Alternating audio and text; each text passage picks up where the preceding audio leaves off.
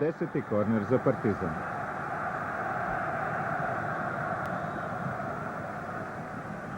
Ovo je 60. minut utakmice. Milko Đurovski, Vujačić i 1:1. Neodlučna je bila odbrana Dinama, skočio je jedino Vujačić i izjednačio rezultat. No, to je specijalnost Vujačića, često postiže golove upravo na ovaj način.